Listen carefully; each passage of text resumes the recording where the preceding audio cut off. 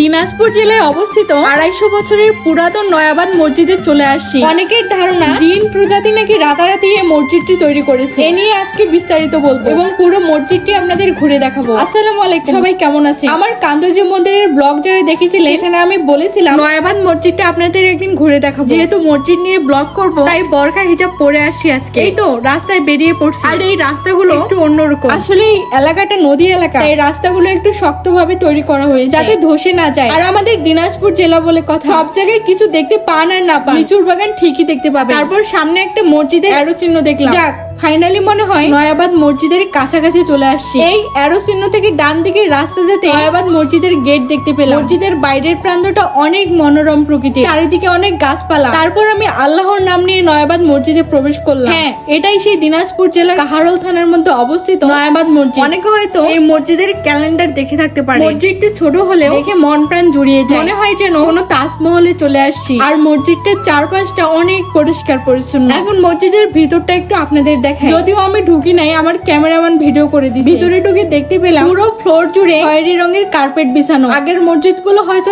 এমনই ডিজাইনের ছিল। এখন 3-4 তলা বিশিষ্ট মসজিদ দেখতে পেলেও আগের এইসব ডিজাইনের মসজিদের কোনো তুলনাই হয় না। তারপর বাইরের দিকটা অনেক স্পেস ছিল নামাজ আদায় করার জন্য, আর মসজিদের সামনের বাউন্ডারি জুড়ে কবরস্থান ছিল, আর মাঠে চারিদিকে সবুজ ঘাসে পরিপূর্ণ ছিল। আর এখানে একটা ছোট ফুলের বাগানও ছিল এবং পাশে বসার জন্য একটা স্পেসও ছিল। আমরা যেহেতু দুপুরে আসছিলাম তখন মসজিদে আজান দিচ্ছিল। ময়লা ফেলার জন্য ছোট্ট একটা ডাস্টবিনও ছিল। আর আমার পিছনে যে লোকটাকে দেখতে পাচ্ছে উনি এই মসজিদের ইমামতি করে। আমার সামনে আরো একটা বসার বাউন্ডারি ছিল, আর এই চাচা আজান দিয়ে বের হচ্ছিল। এছাড়াও এখানে ছোট বাচ্চার ধর্মীয় শিক্ষার জন্য মক্তবের ব্যবস্থা করা হয়েছে। নয়াবাদ মসজিদের ডান পাশে একটা বড় আম গাছও ছিল, আর গাছে অনেকগুলো আমও ধরেছে। এরপর মসজিদের পিছনের দিকে চলে আসলাম। পিছনের বাউন্ডারিটা মোটামুটি অনেক বড় ছিল। মসজিদটাও অনেক দিনের পুরনো যেহেতু তাই একটু ধসে গিয়েছে। আর অনেকের ধারণা মসজিদটি নাকি রাতারাতি তৈরি হয়েছে। এটা ভুল ধারণা। যখন কান্দাজি মন্দির নির্মাণ করা হচ্ছিল তখন রাজা একদল কারিগরকে নিয়ে আসে যারা বেশিরভাগই মুসলমান ছিল। মন্দির নির্মাণ কাজে এসেও তারা নিজের ধর্ম পালন করতে ভুলেনি। সেই কারিগররা খোলা আকাশের নিচে নামাজ আদায় করত। তখন একজন হেডমিস্ট্রি রাজার দরবারে গিয়ে তাদের থাকা এবং ধর্ম পালনের জন্য একটা মসজিদ নির্মাণ করার জন্য জায়গা চায়। সেই সময় মহারাজা প্রাণনাথ ঢাপা নদীর পশ্চিমে নয়াবাদ গ্রামে 1.15 বিঘা জমিতে মসজিদ নির্মাণের জন্য জায়গা দেয়। তারপর নির্মিত হয় নয়াবাদ মসজিদ, এবং যে হেডমিস্ট্রি এই মসজিদটি নির্মাণ করে তাকে এখানেই দাফন করা হয়। তারপর এখানে মসজিদের জন্য আমি কিছু টাকা দান করলাম। আর এখানে লেখা ছিল যে ব্যক্তি এখানকার কোনো জিনিস বিকৃতি বা